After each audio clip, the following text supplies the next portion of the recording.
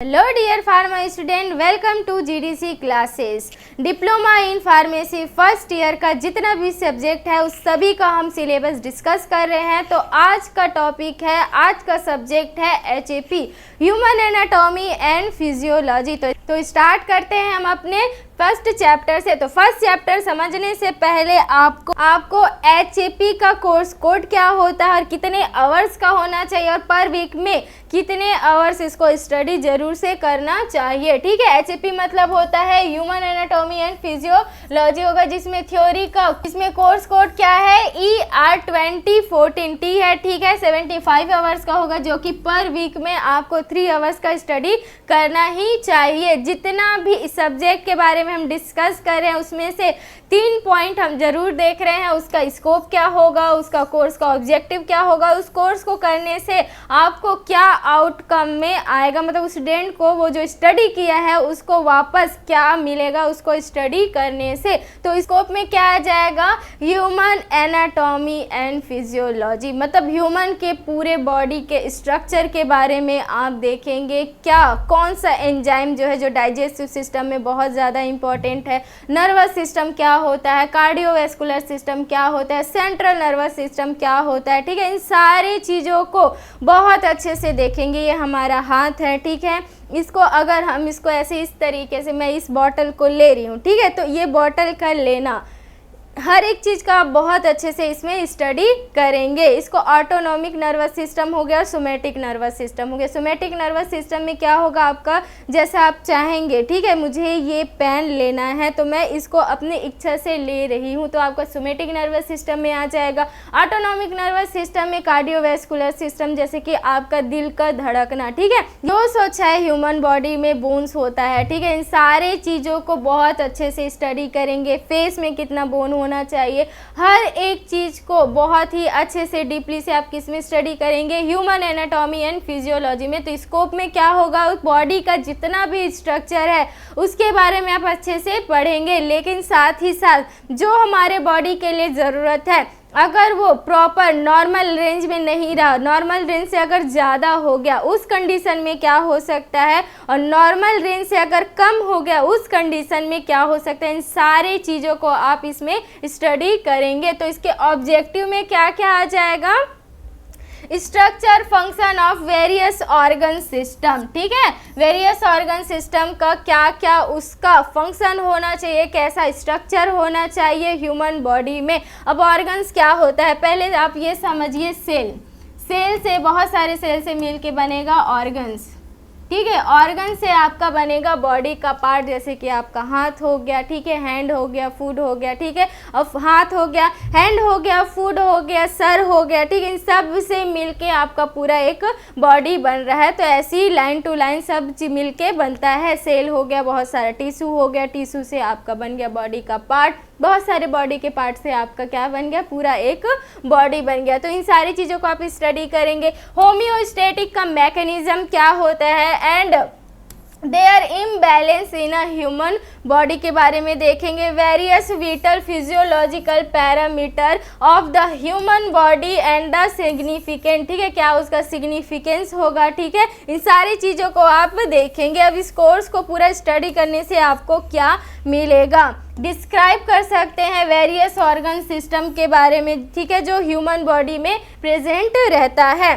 Discuss कर सकते हैं उसके एनाटॉमी फीचर्स के बारे में, ठीक है, यहाँ पे कितना बोन है, हाथ में कितना बोन है, अल्ना किसको बोलते हैं, ठीक है, इन सारी चीज़ों को आप बहुत अच्छे से आप डिस्क्राइब कर सकते हैं, डिस्कस करके बता सकते हैं, पूरे ह्यूमन ऑर्गन्स एंड टिश्यू के बारे में एक्सप्लेन कर सकते हैं। होम्योस्टैटिक मैकेनिज्म जो कि regulating the normal physiology in the human system, ठीक है, डिस्कस कर सकते हैं significant of various vital physiological parameters के बारे में। अब आते हैं चैप्टर में। चैप्टर नंबर 1 में क्या है, चैप्टर नंबर 1 में आपका आ जाता है scope of anatomy and physiology, क्या उसका डेफिनेशन होगा, ठीक है, डेफिनेशन ऑफ वेरियस टर्मिनोलॉजी के बारे में, ठीक है। चैप्टर नंबर 1 में आप क्या क्या समझेंगे, क्या स्कोप है एनाटॉमी एंड फिजियोलॉजी का, डेफिनेशन ऑफ वेरियस टर्मिनोलॉजी के बारे में स्टडी करेंगे। चैप्टर नंबर 2 जो है आपके स्ट्रक्चर ऑफ सेल्स पे डिपेंड रहेगा। इस तरीके से सेल में माइटोकॉन्ड्रिया, वैक्यूल्स हो गया, सेल्स हो गया, ठीक है, सेल वॉल हो गया, क्लोरोप्लास्ट हो गया, राइबोसोम हो गया, न्यूक्लियस हो गया, ठीक है। इन सारी चीज़ों को आप किस में स्टडी करेंगे, स्ट्रक्चर ऑफ सेल, जिसमें आपको कंपोनेंट क्या होगा, क्या इसका मैकेनिज्म क्या होगा, इन सारी चीज़ों को आप देखेंगे। इसी में ही प्रोकैरियोटिक, यूकैरियोटिक, ठीक है, प्लांट सेल क्या होता है, एनिमल सेल क्या होता है, प्लांट सेल और एनिमल सेल का क्या डिफ्रेंशिएट होगा, ठीक है। इन सारे चीज़ों को आप चैप्टर नंबर 2 में समझेंगे। नेक्स्ट चैप्टर है आपका चैप्टर नंबर 3। चैप्टर नंबर 3 में आप tissue of the human body, ठीक है, सेल्स को पढ़े। अब सेल्स के आगे आ गए हम टिश्यू, मतलब बहुत सारे सेल से मिलके टिश्यू बना, ठीक है। अब टिश्यू के बारे में आप स्टडी करेंगे, जैसे कि हो गया एपिथेलियल, हो गया कनेक्टिव टिश्यू, हो गया मस्कुलर, हो गया नर्वस टिश्यू, हो गया और इसका और क्या टाइप्स होगा, और इन सारे टिश्यू का क्या कैरेक्टर होगा, इन सारी चीज़ों को आप चैप्टर नंबर 3 में समझेंगे। टाइप्स ऑफ एनिमल टिश्यू में आ गया ब्लड हो गया, ठीक है, बोन टिश्यू हो गया, एपिथेलियल टिश्यू हो गया, कार्टिलेज टिश्यू हो गया, एडिपोस टिश्यू हो गया, नर्वस टिश्यू हो गया, ठीक है, मस्कुलर मसल टिश्यू हो गया और कनेक्टिव टिश्यू हो गया। ये सारी चीज़ें बहुत ज़्यादा इंपॉर्टेंट है, जो कि आप HEP में पढ़ेंगे, बहुत ही अच्छे से स्टडी करेंगे। नेक्स्ट चैप्टर है चैप्टर नंबर 4। चैप्टर नंबर 4 में आप देखेंगे ऑसियस सिस्टम, जिसमें इसका स्ट्रक्चर हो गया, function of bone of axial appendicular skeleton हो गया, क्लासिफिकेशन, टाइप्स हो गया, मूवमेंट ऑफ जॉइंट हो गया और डिसऑर्डर ऑफ जॉइंट हो गया, ठीक है। जॉइंट मतलब क्या है, इस तरीके से कलाई से मैं अपना इस तरीके से हिला रही हूँ, ठीक है, तो क्या हो रहा है, ये मूव कर रहा है इस जॉइंट की वजह से। इसी तरीके से यहाँ पे हो गया, इसी तरीके से आपके पाँव में हो गए, तो बॉडी के किस किस जगह पे जॉइंट है, ठीक है, इसी जगह पे अगर किसी तरीके का कमी हो गया तो क्या होगा, वहाँ पे पेन होना स्टार्ट हो जाएगा। तो इस डिसऑर्डर के बारे में भी आप इसमें स्टडी करेंगे। चैप्टर नंबर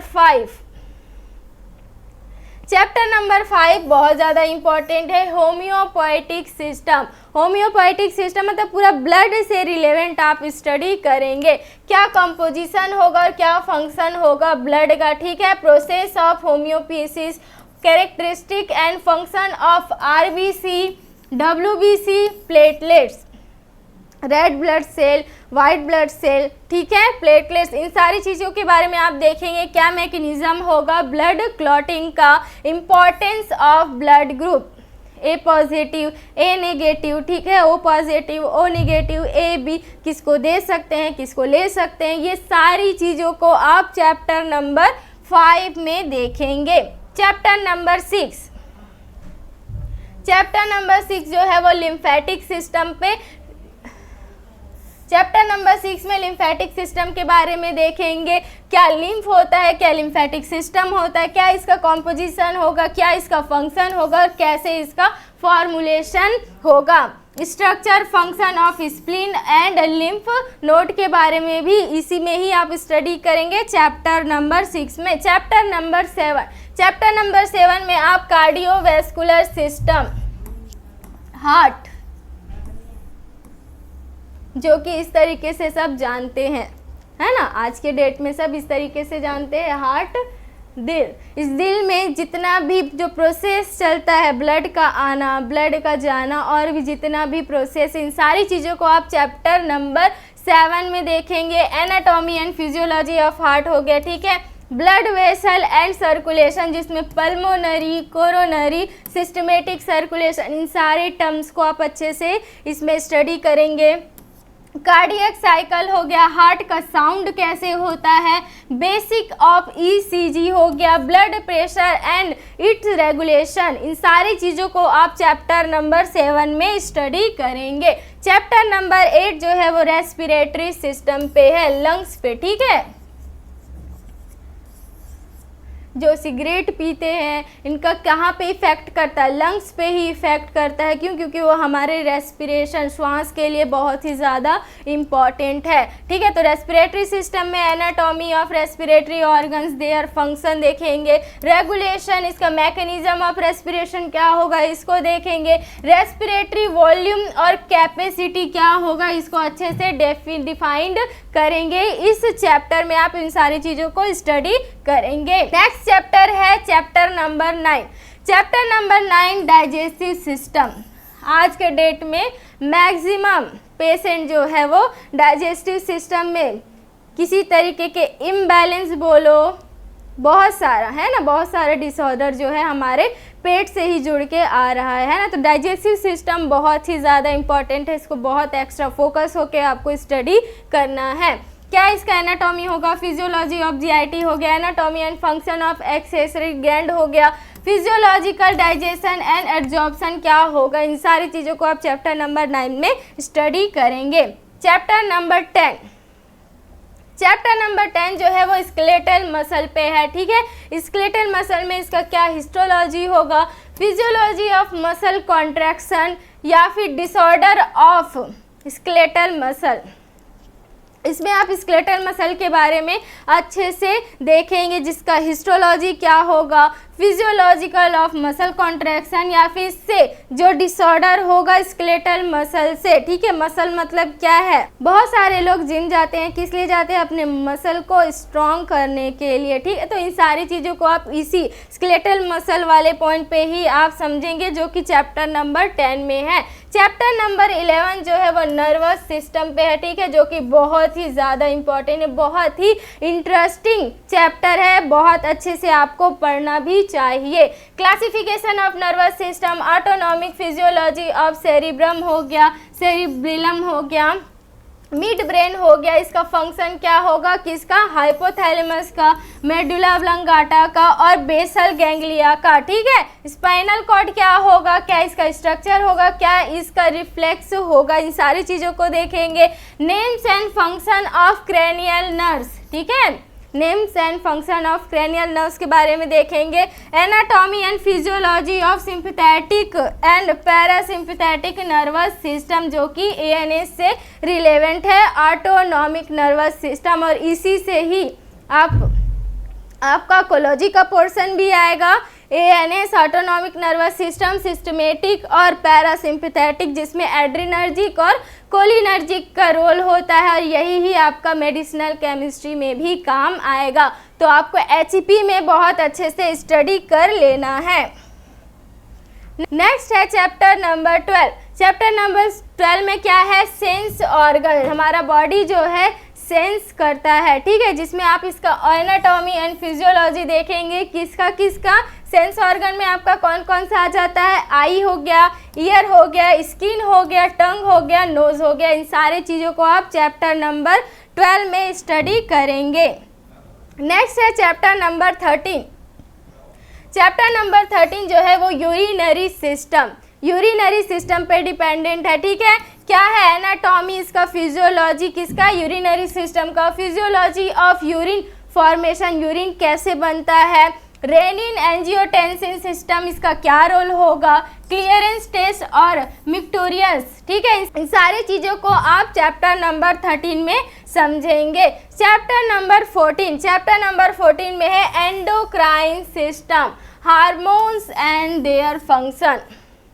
13 के एज के बाद हमारे बॉडी का मेल हो फीमेल हो, ठीक है, उसका स्ट्रक्चर चेंजेस जो होता है वो किसके वजह से होता है, इसी हार्मोन्स के वजह से होता है। मेल और फीमेल में चेंजेस आता है, तो इसलिए हार्मोन्स भी बहुत ज़्यादा इंपॉर्टेंट है, इसको भी बहुत अच्छे से स्टडी करना है। जिसमें आपका पिट्यूटरी ग्लैंड से कौन कौन सा हार्मोन निकल रहा है, इन सारी चीज़ों को आप स्टडी करेंगे। एड्रिनल ग्लैंड हो गया, थायराइड एंड पैराथायराइड ग्लैंड हो गया, और पैंक्रियास एंड गोनाड्स के बारे में बहुत अच्छे से स्टडी करेंगे चैप्टर नंबर 14 में। Chapter number 15। चैप्टर नंबर 15 बहुत इंपॉर्टेंट चैप्टर है। क्या है, रिप्रोडक्टिंग सिस्टम।